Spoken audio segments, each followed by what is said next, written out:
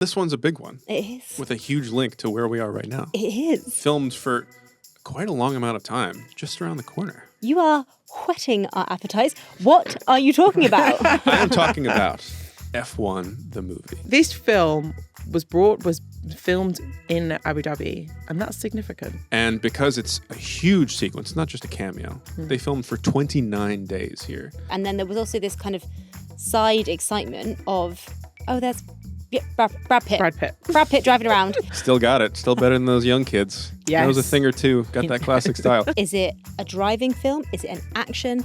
Is it a romance? Where are we? Feels like a legacy sequel to a film that never existed. Whoa. That rolls off the tongue.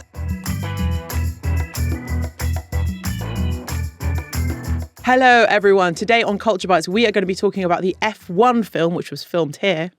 And we're going to be talking summer reading.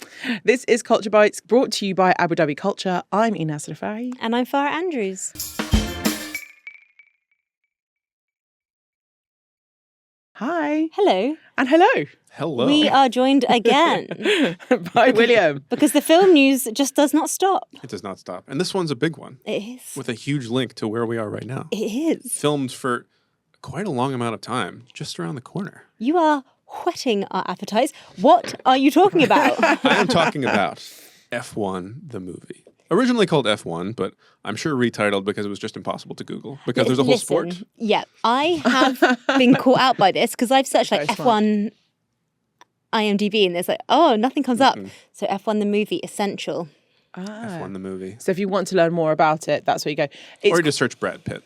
That also helps out. It's quite good. Where we are sitting right now, audience, you can hear the track on the test days. You can hear it from my flat, in fact. It's quite exciting.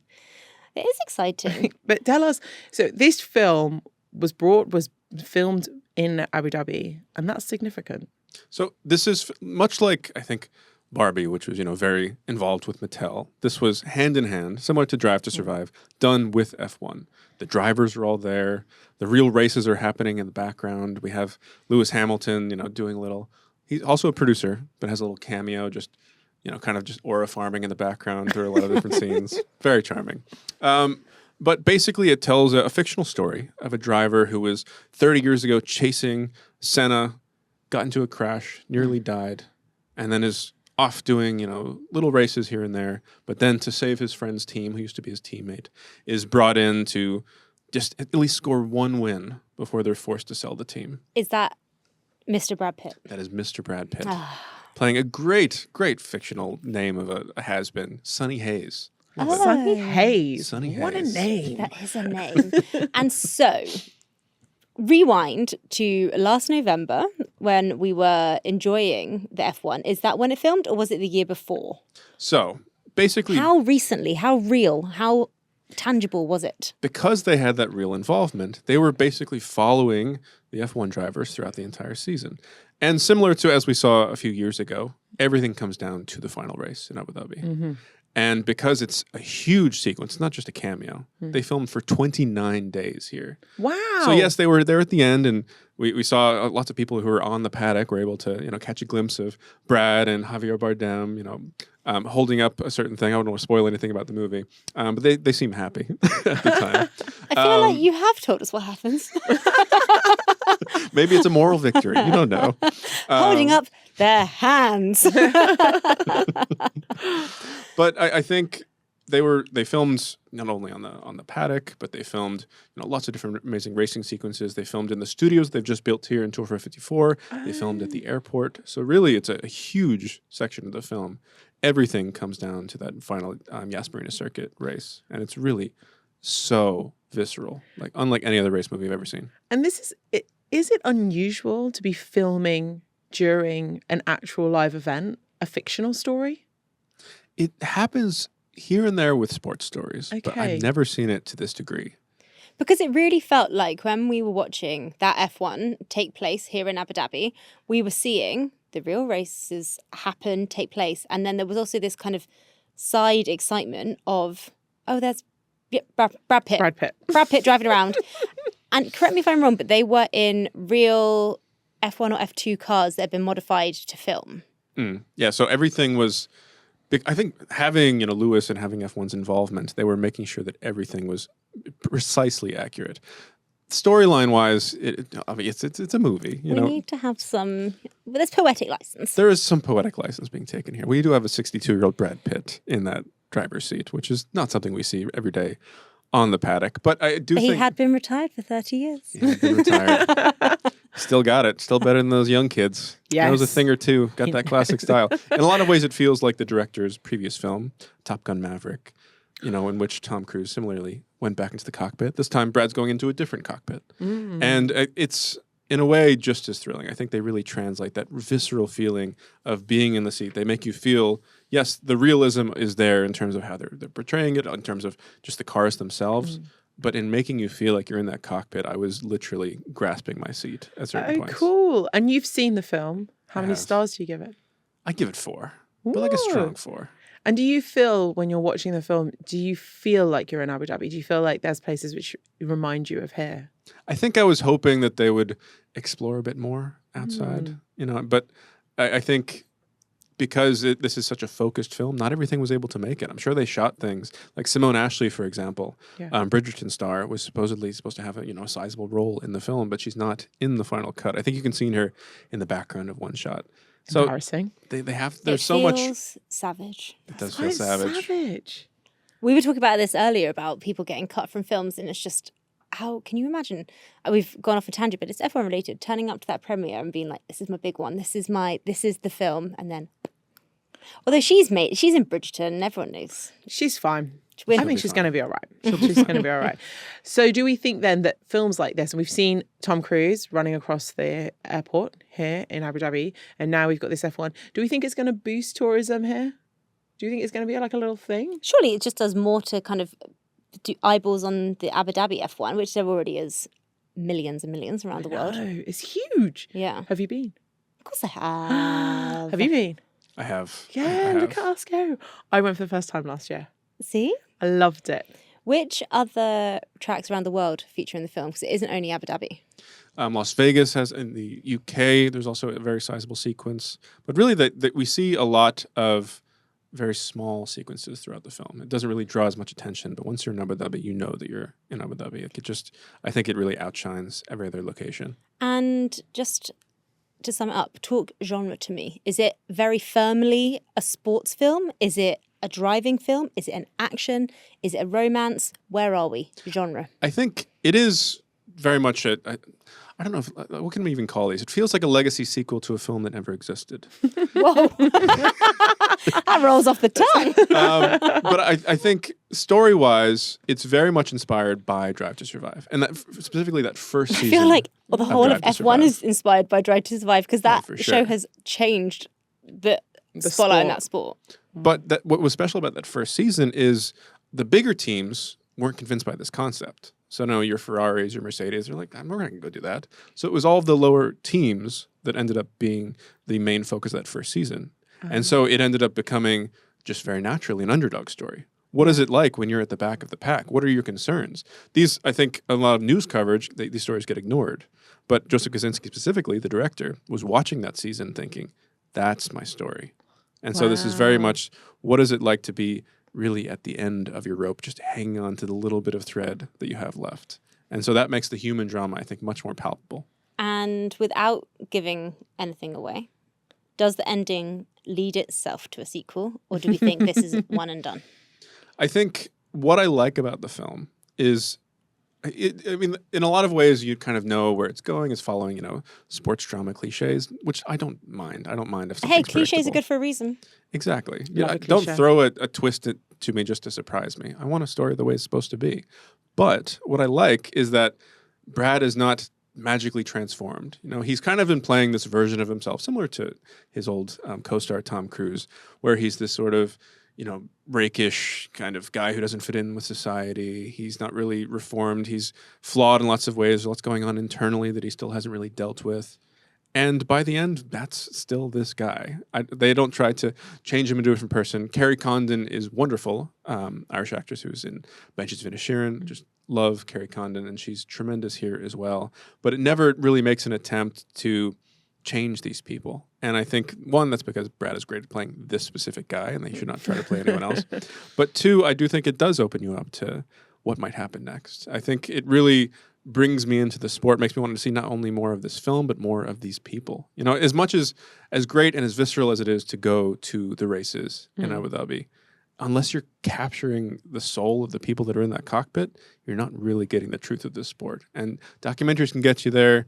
Drive to Survive can get you there. But I think that there's something that a big screen blockbuster can connect with that will get you when you're a kid and get you for life. And so I think it does provide those sorts of thrills. I'm convinced. Let's go. Are you calling it the film of the summer?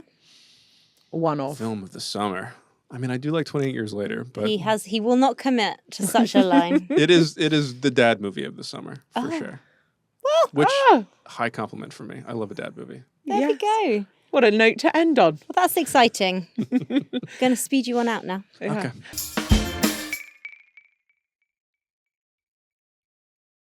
And we are back from our break. We got rid of William. He's gone back to read and write about F1. And to watch more movies. That's what he does. He lives well. And he does it so well. We are going to be talking about now books. So I have a confession. This is the time. This is the time today. This is the place. This is the forum. And I think it's a confession that probably, honestly, if you felt this way, message me because I need to know that other people feel this way. Reach out so Enas knows that she has peers. I'm not alone. So at the beginning of this year, Yeah. I said to myself, I wrote down like 5 little things I was going to do more of this year. I was like, 5 little things. Now, am I is it like hyper organized? I've got the list on my bathroom window, not my window, on the bathroom mirror. Okay. So it's front of mind at all times. All the time. And one of them was read more. Did you give yourself a numerical target of how much you would like to Yes, once a month I have to read a book. read? Okay. And I haven't done it, Farah. That's okay. So I'm hoping They you're are going to but come. targets. Yes.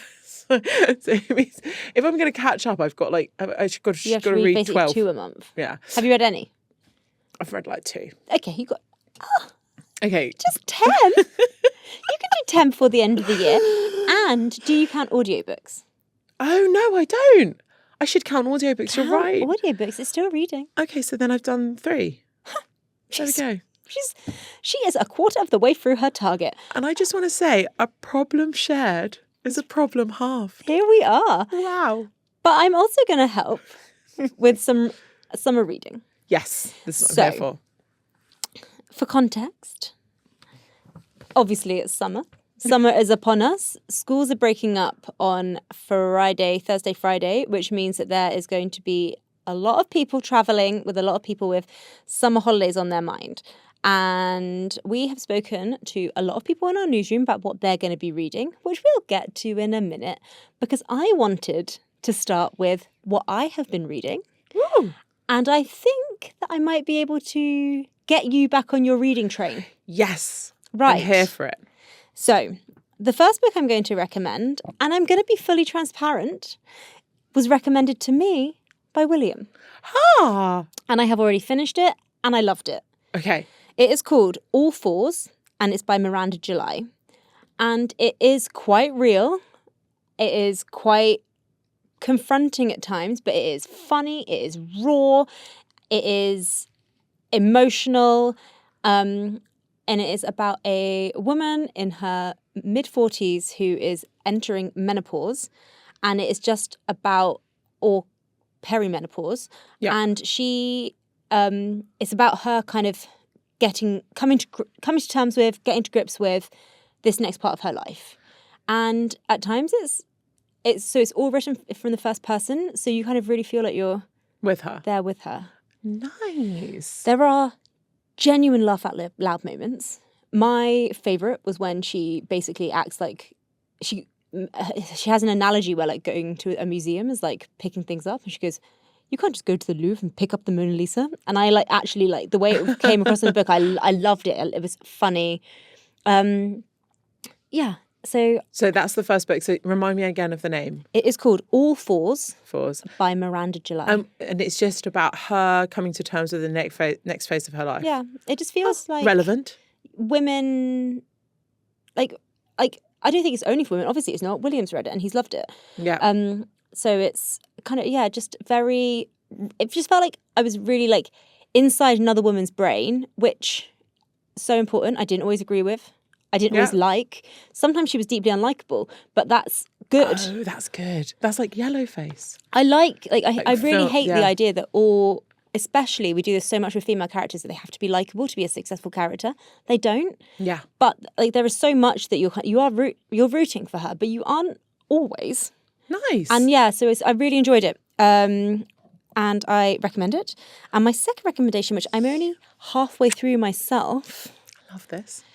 And I will be fully transparent. It's a chunky book. So this might be one of the books that you do take a whole month for. Ooh, or maybe I Audible it. Or yeah. Do you when you audiobooks? There are other platforms too. There are, but I do subscribe to Audible though. I do subscribe as well, but I like listening at like not double speed, like 1.5, 1.7. I don't tend to listen to fiction. I listen to Factual. a lot of autobiographies. I love autobiographies. I feel like they're the most indulgent podcast series by one person, especially when they're read by themselves. I really like it. And I listen to them on 1.5, yeah. Ah, okay. So next book, chunky one. All the Colours of the Dark by Chris Whitaker. Oh, I've seen this one around. This is like one of those hit novels this summer, Yeah, I feel. it's definitely one of the books of the summer. Okay. It is, when I say beautiful, I mean it's beautiful. Oh. I don't usually, I'm not super Jane Austen-y. I don't like passages that take 3 pages to describe the fluttering of a butterfly's wings. Yeah. But this just, I feel like I can picture 100% every single scene that he paints with his words. It's set in the mid-70s. It's my favourite era. Part in quite a rural part of America. But he's a British writer, which is interesting. There's a love story, there's a bit of a murder mystery, there's a disappearance, there's high suspense. At the moment I've got absolutely no idea where this book is going to go, and I cannot stop reading it. Wow. It's really beautiful, and it's like so far it has been quite sad already, but it's That's good. Oh, look at me go. Look at you go. You've got 2 books that you're going to get you there. I've got 2 books that I'm going to read then. And we also have on the national website a whole list of summer reads from our lovely writers and journalists, and some not even writers and journalists, other people that will just work in our office have given what their favourite books are for this year. What I really like about this list, because I think we see so many of the new books of the summer lists, which are so important and we are still going to write. Yeah. But what I really like about this list is that they aren't, like, they're very personal, and they have like a little bit of a reason why everyone's reading them. Some of the books are brand new. Some of them have just come out this summer. Yeah. Some of the books are like 20 years old and people are revisiting them, maybe even older. We've got, someone has Captain Corelli's Mandolin. So yeah, it's 21 years old this year. Wow. And there's others as well, which I thought, I'm a big fan of fact. I read a lot of factual books. A lot of non-fiction. Yeah, that's it. Non-fiction. Well done. That's what it should be called. I read a lot of non-fiction books, more than I do fiction. Mm-hmm. I find that the human experience is just fascinating to me, and it doesn't need to be embellished. I find reading about people that existed in reality or have had experiences, memoirs, just fascinating. Wild Swans is one of my favourite books. Right. Malcolm X's autobiography, again, another big book for me. But every now and then, like a fictional book will creep in. But one of the ones that stood out on the list this year from our own newsroom is The Ungrateful Refugee, What Immigrants Never Tell You by Dina Nayeri, which was recommended by one of our chief features sub-editors, Phil Johnson. And it is a personal memoir from the writer Dina Nayeri, where she talks about her personal journey from Iran into the West. And it's just, talking about that feeling of immigration, I think will be, I find those kind of books really moving. Again, I am very hyper aware of the fact that I work in a newsroom and I read fact. So much news. So much news all day. Maybe to the point where I mean, this week especially, a lot of people have been messaging me. I don't know why. And sometimes I have to take a step back and like, we're like, oh, I should take a step back. But then I just gravitate towards it even in my spare time, which is pretty bad. For you might like our assistant editor in chief, your colleague, Nick March's recommendation. Yes. Which is, I'm going to go for the full name. Original Sin, Biden's Decline, Its Cover-Up, and His Disastrous Choice to Run Again. So this that really does sum up, I guess, what this book is going into, which kind of looks at the re-election campaign in 2024. Nick says that the body of evidence presented in this book is almost vertigo-inducing. What a line. But their conclusion is unsettling and thought-provoking. So one of the books that I'm looking forward to reading was highlighted by David Chusing from the features team, The Emperor of Gladness by Ocean Vuong, which is new this year. The book tells the story of 19-year-old Hai, who is about to take his own life when he is stopped by an 82-year-old woman who convinces him to change his mind. They form an unlikely friendship, both haunted and shared by a troubled past. So it sounds, David says it's not an easy read, either in subject matter or narrative style, but it's sad but hopeful. So that actually feels a lot like All the Colours of the Dark, and it's kind of like... Yeah. Oh, I love that. That gave me a little goosebumps there. So we've dipped into 3 of the books, and there are 16 more. We've got 19 books that our newsroom are recommending people dive into this summer. Definitely.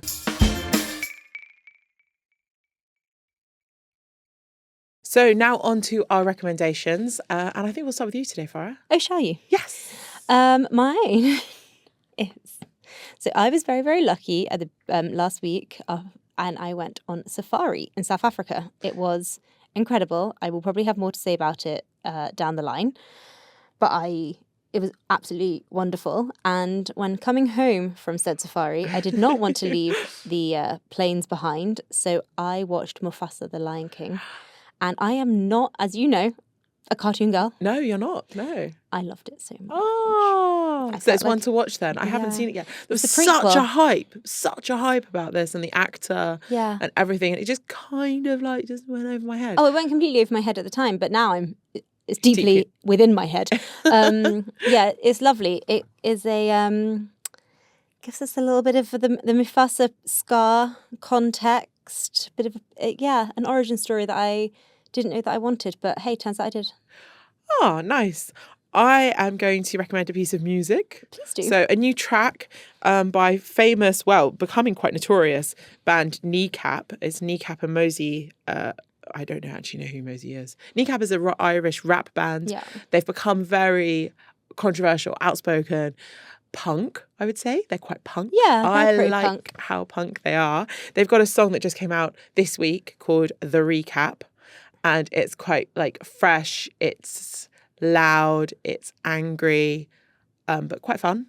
I recommend listening to it. And they are also playing at Glastonbury. We weren't going to do a festival podcast because festivals feel so far away from where we are. So far away. So far away. And I know we did do it in the past and I spoke about Glastonbury for a long time. And because I've been once, but you know what those people are like when they go to Glastonbury. Just go on about it for ages. Probably like people that have just come back from safari that go on about it. But I will make it my whole personality. It's okay to have this as your personality.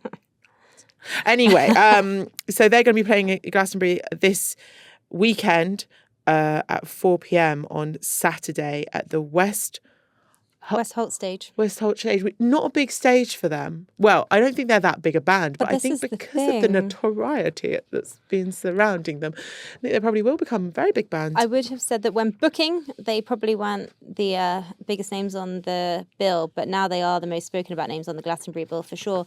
And this time next week, I guess we'll know if they do perform. Yes. There's some controversy there, but I hope that they do. Yes, I'll be watching the live feed. Okay, well, that's it for today. Thank you so much for listening. This episode has been brought to you by Abu Dhabi Culture. Remember to like and subscribe on your favourite podcasting app. You can watch us on YouTube on the National's News channel, and also be sure to follow at The National Arts on Instagram and catch new episodes of College Bites every Thursday. Bye.